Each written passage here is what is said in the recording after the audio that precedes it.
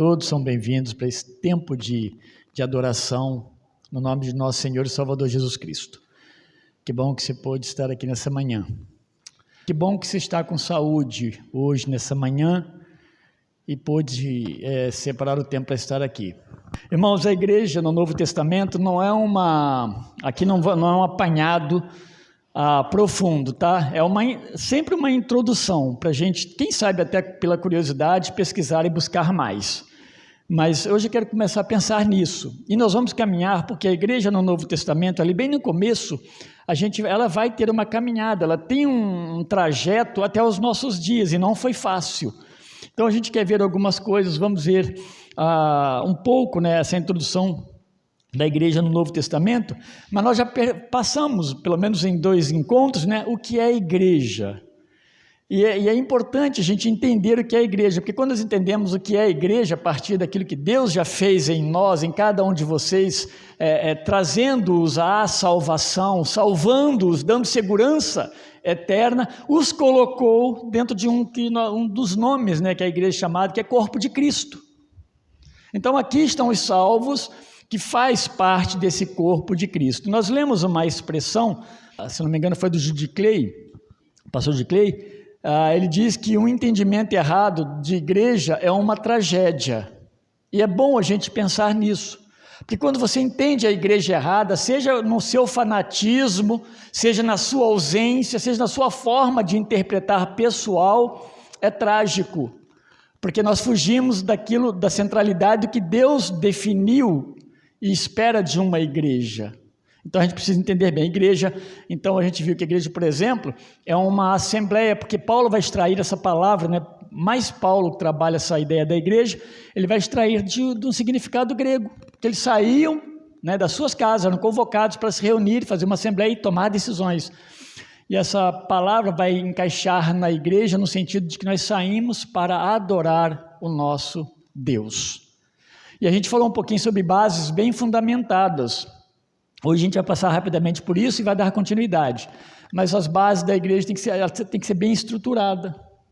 O entendimento nosso não pode ser o nosso entendimento particular ou particularizado, mas aquilo que a igreja, que a Bíblia vai trazer para nós de informação do que seja igreja. E serve para tudo. E serve para a nossa prática como igreja, como membros de igreja, mas serve para as nossas vidas também, o procedimento da nossa vida no dia a dia, de acordo com o quê? Com as Escrituras. Nós não fazemos mais parte de um mundo em que nós nos afastamos, nós não tínhamos interesse nenhum de Deus e sobre Deus. Nós somos chamados para esse reino especial de Deus, embora tudo pertença a Deus como reino. Então já não é mais mesmo a mesma coisa, já não é mais as minhas regras, mas de fato as regras de Deus. A igreja então, ela é uma criação de Deus ou uma coisa dos homens? Ela surge pela vontade de Deus ou pela vontade dos homens? A resposta é clara, né? Que é pela vontade de Deus. Se ela então, ela é de procedência divina, e de fato ela é de procedência divina, ela precisa então fazer o quê? Ela precisa seguir um padrão que Deus deixou como prática, onde nós já passamos um pouquinho, essa questão da prática da igreja. Porque ela existe para quê? Para adorar a Deus. Tá? A igreja ela não vai existir para atender às minhas particularidades. É uma confusão que se faz. Lembra que estou falando de confusão? E quando se faz confusão é trágico. Então, ela não atende particularidades, embora somos tremendamente abençoados quando fazemos parte da igreja, como membros da igreja. Então, ela precisa ser, a sua prática precisa ser de acordo com o que Deus deseja. E se ela é para adorar a Deus, Deus ensina como ele deve ser adorado. Até isso, né? E aí, meus irmãos, nós somos seres humanos, nós gostamos de enfeitar bastante as coisas para Deus, né? Vamos melhorar para Deus o culto? Vamos melhorar para o Senhor os formatos? Não!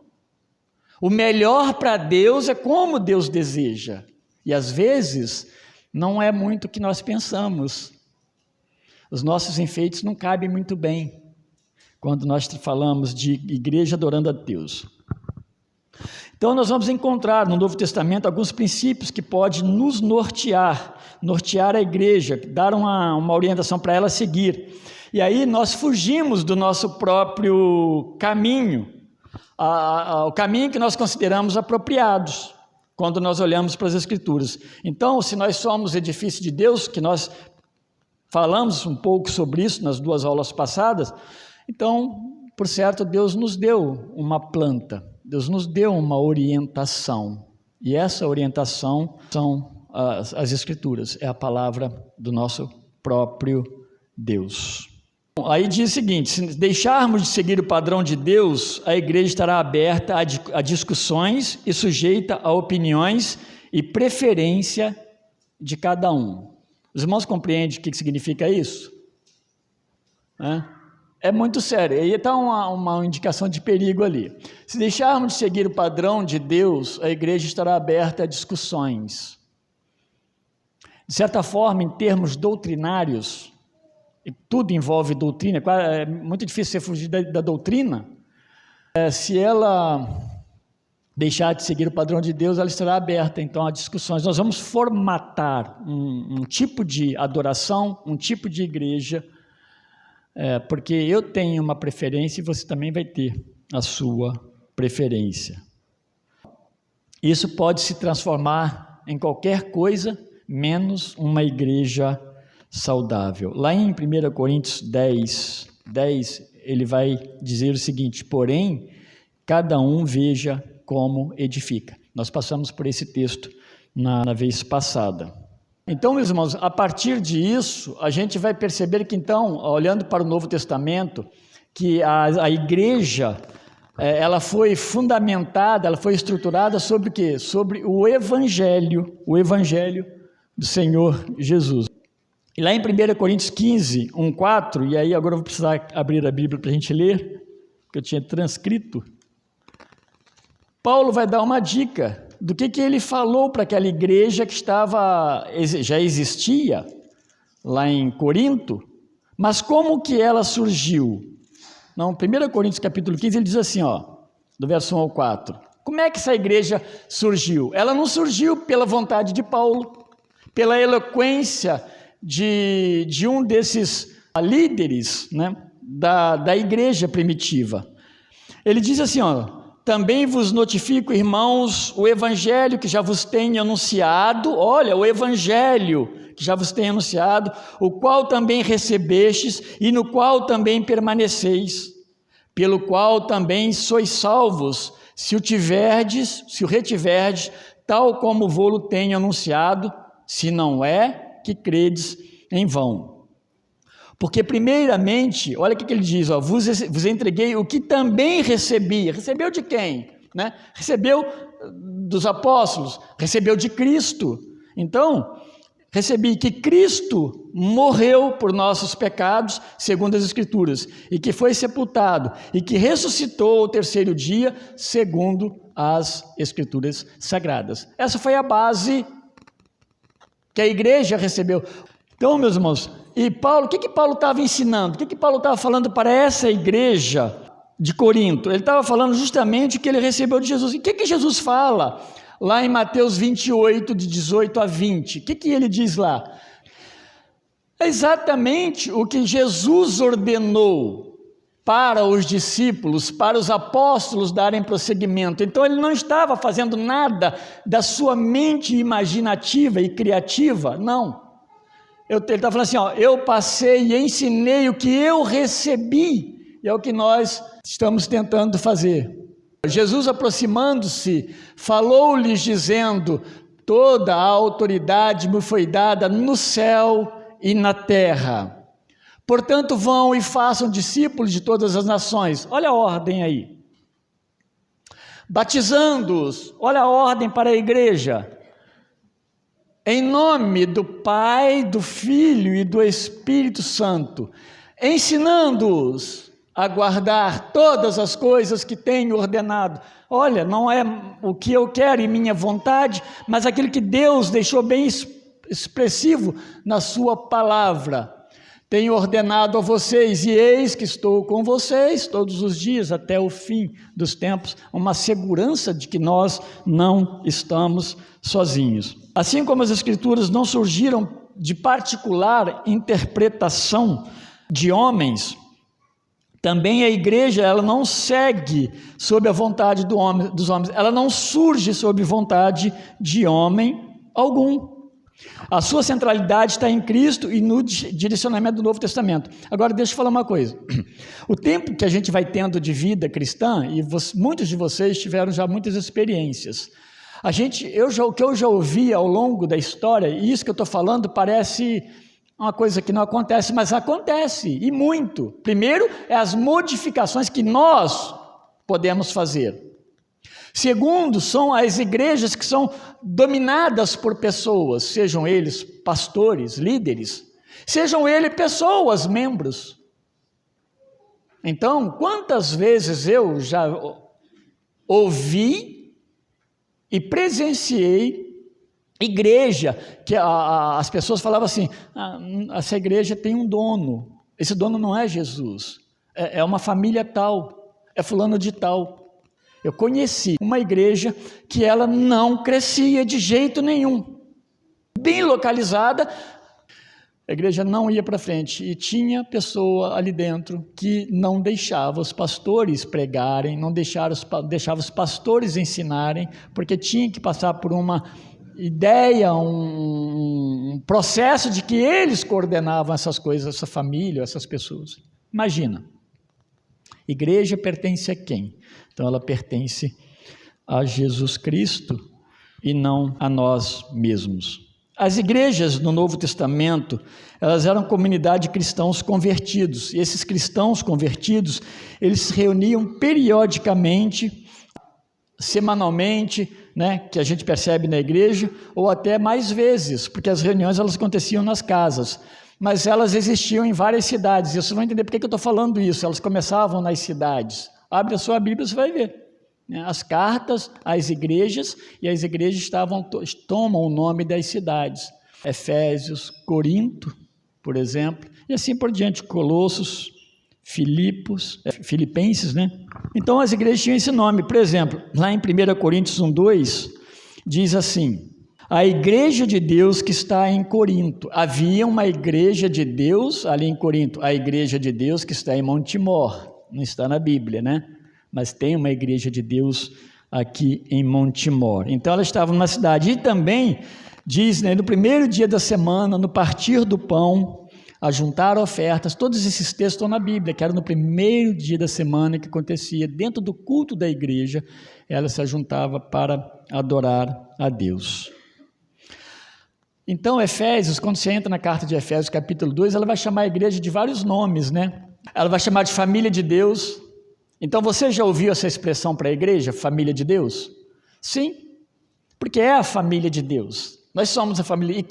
E essa expressão, a família, para você, te lembra o quê? Te lembra proximidade, ajuntamento, encontro, cuidado, uma porção de coisa. Não é família, simplesmente, mas eu sou família, mas eu vivo do jeito que eu quero viver. Família de Deus, corpo de Cristo. Corinto usa muito essa expressão, a igreja de Corinto, na carta usa essa expressão. Povo de Deus, casa de Deus, noiva de Cristo, rebanho de Deus, e assim por diante, quase com a infinidade de nomes que é dado para essa igreja que se ajunta nessas cidades. Então, meus irmãos, a igreja, ela é essa parte do reino de Deus, mas a parte daqueles que Deus chama do pecado para a salvação, para a vida eterna, para ter vida, e começa aqui. O Novo Testamento, então, meus irmãos, ele vai trazer uma ideia de que a igreja é vista tanto como seu domínio local e universal, e é nesse ponto que eu quero chegar, eu quero caminhar com os irmãos para a gente pensar. A gente ouve muito falar da igreja local, a gente ouve falar da igreja universal, o credo vai fazer a citação, Santa Igreja Universal, ou Santa Igreja Católica, porque é o significado de universal. E no sentido universal, o Novo Testamento vai dar a ideia da igreja dos salvos por Jesus Cristo, vai pensando, igreja universal ou invisível? Por que invisível? Porque ela não é essa igreja aqui como nós. É você fazendo parte da Igreja Universal, mas você não vê todos os seus membros, nem no seu tempo e nem, obviamente, nos tempos passados. Então, essa é a igreja que existiu em todos os tempos, lugares diversos. Mas, nesse sentido, ela não vai trazer o sentido de assembleia que eu vou tratar na igreja local. Ela não tem sentido de assembleia, é uma igreja universal, ela se reúne também. Mas é a igreja que nós imaginamos, né, que ela existe, nós conhecemos pessoas, mas você não convive com esses nossos irmãos. Quando a igreja, então, é chamada de noiva de Cristo, ali em Efésios capítulo 5, verso 25, a igreja universal, o Paulo faz uma referência dela lá como noiva de Cristo. Noiva de Cristo é todo o povo de Deus em todo o mundo, em todos os tempos. Todos os salvos fazem parte, né, do corpo de noiva como noiva de Cristo. É uma aplicação universal, todas elas, e não somente aquela igreja de Éfeso. Paulo escreve aos Efésios, mas ele está fazendo uma universalidade da aplicação como noiva de Cristo para todas as igrejas que existem em todo o tempo, né? E é claro, meus irmãos, possível também que Cristo ele tinha em mente a ideia dessa universalidade da igreja quando ele diz lá em Mateus 16, 18, quando ele afirma sobre a igreja, né? Ele vai dizer o seguinte: edificarei a minha igreja sobre essa pedra. Não apenas a igreja de Montemor, mas a igreja, né? Aqueles que vão sendo salvos ao longo do tempo e vai compondo essa igreja. A igreja local é a igreja situada em algum lugar, ela tem uma localização geográfica, né? Ela tem um ponto onde ela se encontra normalmente, mas não é isso que a define propriamente, mas ela tem um endereço, ela tem até CNPJ, né? Nós hoje, para fazermos uma igreja funcionar em determinado lugar, ela precisa ter CNPJ. É o caso da congregação. Se hoje alguém for lá na congregação, ela pertence a essa igreja aqui, mas um dia ela vai ter o seu lugar, a sua vida própria. Para ela conseguir se conduzir civilmente, ela vai precisar do CNPJ. Eles vão ter que fazer isso lá, né? Mas ela não precisa disso para ser igreja. Ela não precisa de um endereço fixo para ser igreja, né? Ela não precisa de um CNPJ para ser igreja. A igreja de Deus que está em Corinto, e Paulo usa essa expressão, né, em 1 Coríntios 1:2 e Gálatas 1:2 também. A igreja que está na Galácia. Como local, então, igreja local, essa igreja visível, ela se reúne de forma regular. Eu sempre falo aqui, por exemplo, como que a nossa igreja determinou suas reuniões? Ela determinou suas reuniões locais nas quintas-feiras, pelo menos reuniões regulares, né? Às quintas-feiras, às 19 horas, domingo, às 9 horas com IBD pela manhã, e às 18 horas são as nossas reuniões, nossos encontros regulares. A igreja, ela se reúne num local, nesse caso nosso é aqui, regularmente. O que ela faz? Ela toma decisões de maneira autônoma. Não tem uma outra igreja que gerencia a nossa, uma igreja maior que a nossa, ou a igreja que fundou essa igreja aqui, que é a primeira de Campinas. Lucas nos apresentou na história dos batistas. Não tem. A igreja local ela é autônoma. Uma vez que ela é a igreja local, ela toma decisões através dos seus membros. E aí você vai vendo a sua responsabilidade. Quando se convoca uma assembleia, não é para alguns virem. A igreja está presente. E nós não podemos ser omissos quando nós podemos fazer isso. Tá? Porque você participa das decisões, então toma decisões, aplica disciplina, né, de uma forma mais direta, porque tudo é disciplina, ensina disciplina. Ela celebra as ordenanças. Essa igreja local, ela está vivendo a palavra de Deus e o evangelho que ela recebeu. Então, quando ela creu em Cristo, Paulo não diz: eu preguei o evangelho. Que evangelho? Cristo morreu, foi sepultado, ressuscitou, e houve salvação. Esse povo é essa igreja que se reúne em assembleia, o ajuntamento, E ela toma também decisões, ela cultua a Deus, ela serve a Deus. E uma das coisas que ela faz é tomar decisões também, né? Ela pratica as ordenanças tanto do batismo quanto da ceia do Senhor. É uma ordem de Jesus Cristo. Eu imagino para mim, né, a pergunta de Deus, né? Será que isso vai acontecer? Não sei, né? Mas por que você não se importava com a ceia? Você entendeu o que significa a ceia do Senhor? Por que você não se importava com ela, né? É uma coisa interessante a gente perguntar, fazer essas perguntas para nós. Mas essas questões aqui nós vamos ver mais lá para frente, tá? De ordenanças, da vida da igreja, de uma forma mais direta. A igreja local também, então, é onde você tem acesso presencial. E aí, meus irmãos, é toda a importância. A igreja é presencial. Aquele livro, Igreja é Essencial, fala disso. Ele foi escrito justamente no período de pandemia, em que começou a duvidar-se se a igreja precisa de se ajuntar. Começou a surgir uma porção de coisas na mente de pastores e de membros.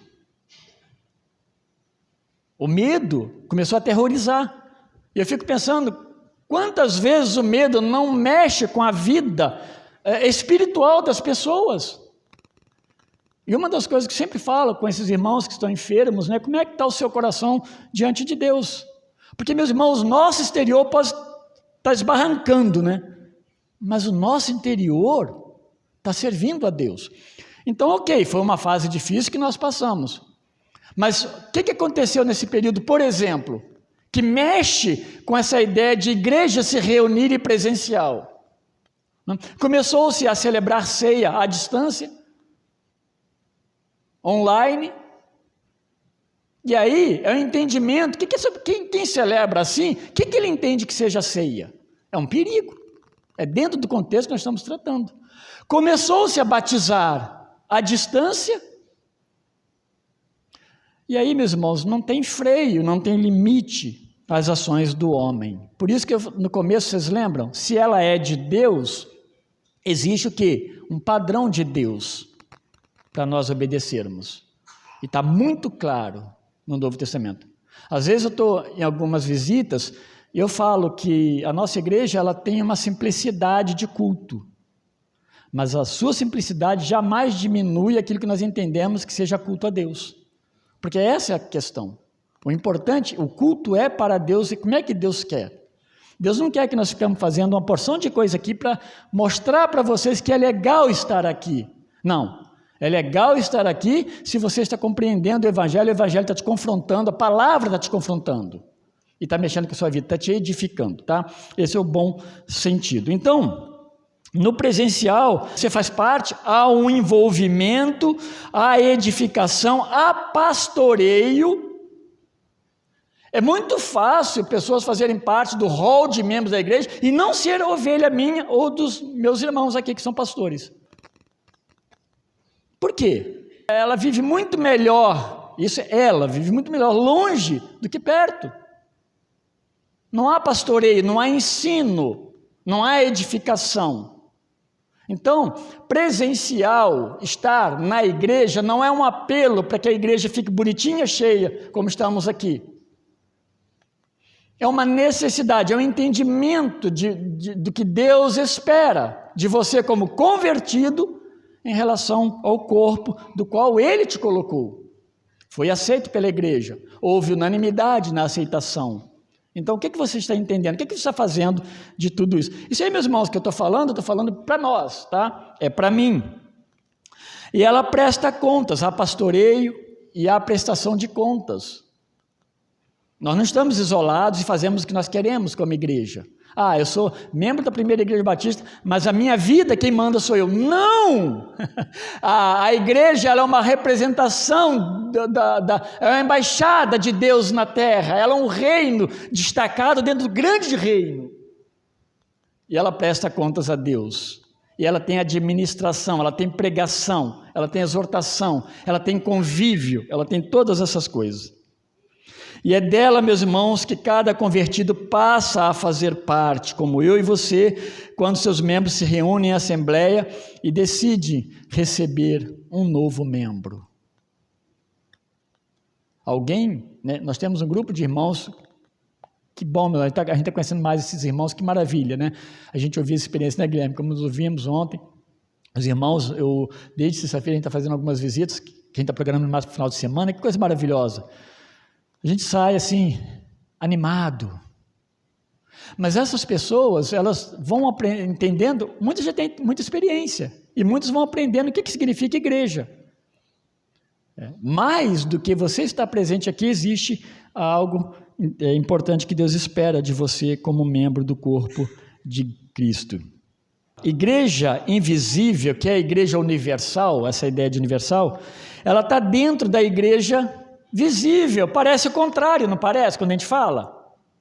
Mas não é o contrário, não é o que a gente imagina, né? A igreja invisível, essa grande igreja, ela está dentro, ela parte da igreja visível, que é essa igreja local. Não haveria igreja invisível se não houvesse, obviamente, igreja local. Estou falando óbvio, mas é isso. A importância da igreja local na formação da igreja universal.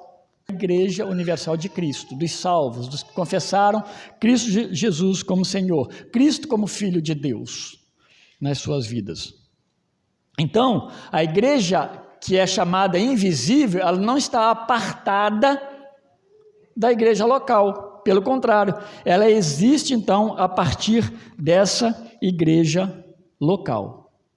Tá bom? Esse desenho mal feito, mas ele está dizendo exatamente isso. Tá? Essa igreja que envolve, né, a grande igreja. Uma informação da nossa confissão de fé, né, que ela fala da igreja. Então eu vou ler para os irmãos. A confissão de fé New Hampshire, que nós temos e nós subscrevemos, ela afirma assim sobre a igreja no seu ponto 13, tá? Que nós vamos até chegar lá estudando com os futuros membros.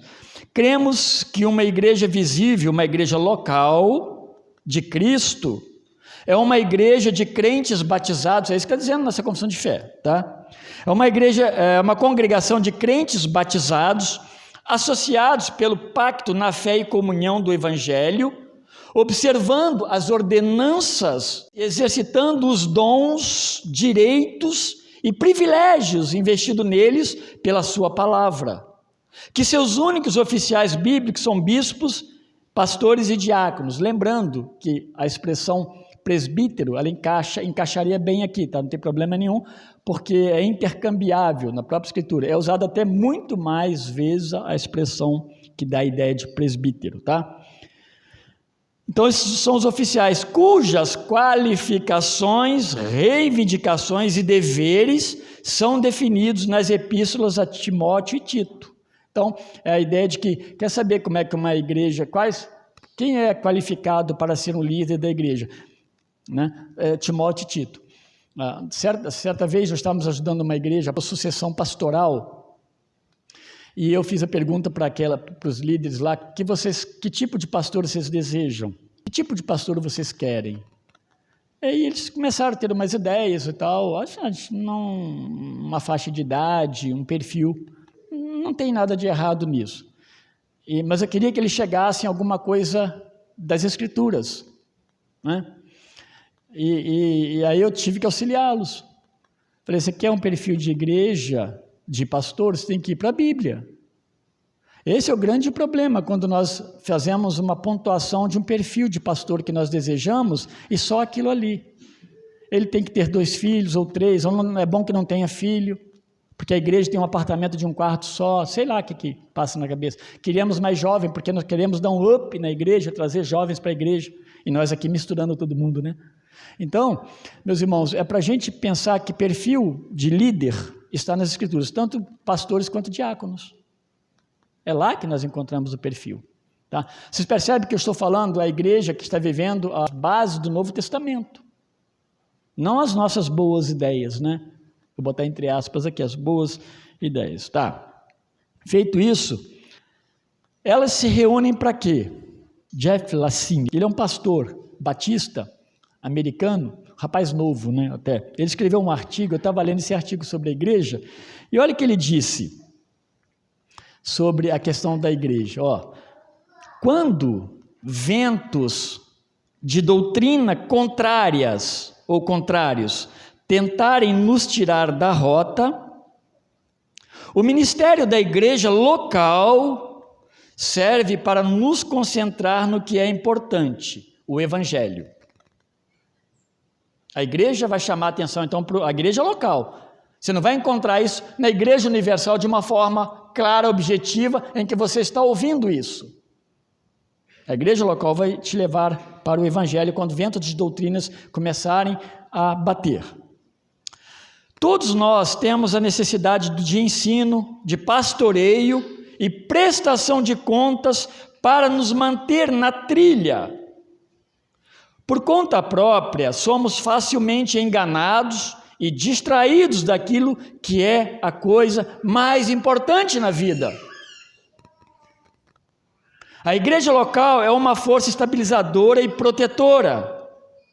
E finalizando, ela nos ajuda a crescer de tal forma que possamos avançar decididamente em uma direção correta, dando frutos do evangelho com nossas vidas. O que ele está falando é o seguinte: é a igreja local que vai cuidar do nosso crescimento, do nosso aprendizado, vai nos auxiliar na nossa fé. A gente tem que tomar cuidado. Por exemplo, eu já ouvi muitas expressões de pessoas, né, principalmente no passado, de que acontecia um barulho na vida dela, ela batia em todas as portas possíveis de igrejas para achar uma cura. E parece que Deus não está presente na sua vida. Então a gente tem que tomar cuidado com isso. Igreja, meus irmãos, ela é equipada por Cristo. Ela tem uma mensagem bíblica para nossas vidas.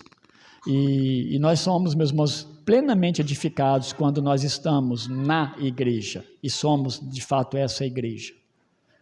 Isso que está acontecendo aqui agora, ensino. Nós vamos ouvir a palavra daqui a pouco. Nós vamos adorar cantando, vamos orar ao nosso Deus, como já oramos também. Teremos um momento de entrega de ofertas. Tudo isso faz parte de um culto saudável. E nós não vamos ficar aqui falando e contando nossas histórias particulares, mas ensinando para que a igreja cresça. E a gente então vai se tornando independente no sentido da nossa fé em Deus. Não depender, né, de bater naquela igreja, de bater naquela outra igreja ou em outra igreja qualquer, né? E, finalmente, a gente pensar na igreja, para que ela se reúne? Ela se reúne, então, reúne para adorar e glorificar a Deus, para propagar o nome de Deus e seus feitos. Isso é bem básico, mas fundamental para a igreja. Ela se reúne para isso. Então, você não vem aqui na igreja para pegar a sua fatia de bolo, né? Você é grandemente abençoado quando você vem aqui na igreja. Mas você vem para adorar a Deus com seus irmãos, com o povo de Deus. Mesmo que a igreja está sendo desafiada a se ajuntar, a orar e não fugir das bases da sua fé. Tomar cuidado, meus irmãos, porque nossos filhos chegam às vezes dessas escolas, né, cheios de coisinhas na cabeça, e você começa a ficar confuso. Mas lá está na Bíblia, está assim e tal. Precisa compreender bem. Isso aí, são artimanhas, tá? Tem muita gente bem assistida. Toma cuidado, essas pessoas, isso não significa que elas estão com a doutrina correta, não. Tá? Toma bastante cuidado. É importante que você seja o seu observador, né? Por que você está aqui? Ou por que você vai na igreja que você vai? Então, é muito importante essas bases bem firmadas, a nossa fé precisa bem firmada. A gente vai ver bastante coisa mais adiante, voltado para essa questão de membresia mesmo, de fazer parte, vai ser as coisas finais. E, de certa forma, vai gerar boas discussões no nosso meio aqui, para a gente entender e compreender esse significado. Não é bom que a igreja batize pessoas por batizar, e alguém que levante a mão e a gente vai, batiza, né, põe lá dentro da água. Não é bom. Isso não é saudável, né? É saudável quando, de fato, há a percepção da igreja que houve conversão, transformação. Dali vai haver, meus irmãos, uma semente, né, de um cristão bem firme na sua fé. E ele vai gerar outros, através, né, pelo poder de Deus, através da sua fé, do seu testemunho pessoal. Vamos orar ao nosso Deus. Obrigado, Senhor Deus, por esse tempo. Ó Deus, que pelo poder do Teu Santo Espírito somente, ó Deus, todas essas coisas façam sentido para todos que ouviram. Ó Deus, é só pelo Senhor mesmo. Então ajuda, meu Deus, para que isso seja produtivo e seja transformado, ó Deus, em glórias ao nome do Senhor, através, ó Deus, da nossa vida, do nosso viver, através da nossa compreensão de que o Senhor espera de mim, de cada um de nós, como membro da Igreja do Senhor. Ajuda-nos, ó Deus, nesse entendimento. E agora nos prepare, ó Deus, para a continuidade do trabalho, do culto, do serviço da manhã, através da pregação da Tua Palavra. Em nome de Jesus Cristo, amém.